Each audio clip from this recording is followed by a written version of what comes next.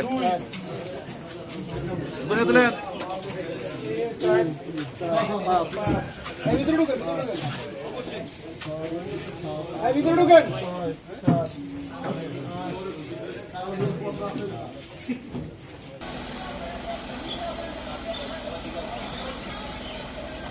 মাদক সেবী প্লাস বিভিন্ন সময় এলাকায় চুরি করে ওই চোরে আমাদের একটা নিয়মিত মামলার সন্দিগ্ধ হিসেবে নিয়ে আসে।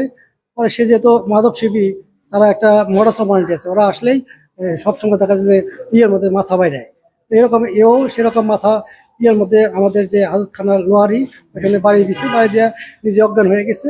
অজ্ঞান হয়ে যাওয়ার পরে আমরা তার আমাদের স্থানীয় লোকাল হাসপাতালে নিয়ে আসছি।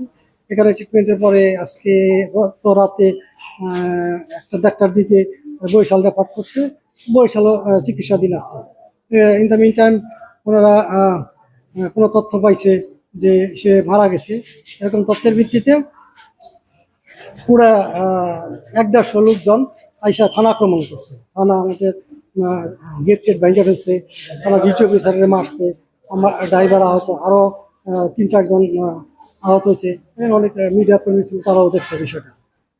আমরা তো সাধারণত আইনের কাজ করি, আইনের বাইরে কোনো কাজ নাই। যে লোক ঘটনা, তার সারা শরীরে কোনো আঘাতের চিহ্ন নাই, তার কোনো মারছে টর্চার করছে এরকম কোনো তথ্য কেউ কাছে নেই। এখন একটা বিভ্রান্তিকর তথ্যের ভিত্তিতে এই থানা আক্রমণ করা, এটা খুবই একটা খারাপ কাজ করছে। আমরা আইনগত ব্যবস্থা নিব।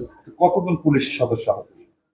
৮-১০ জন হবে। আমাদের ওইখানে ল্যাপটপ ভাঙচুর করছে, আমাদের ল্যাপটপ নিয়ে আসছে, আমাদের ওখানে রেজিস্টার পত্র নিয়ে আসছে, আমাদের ওখানে মেইন গেট যেটা ওইটা ভাঙছে, ভিতরের গেট ভাঙছে।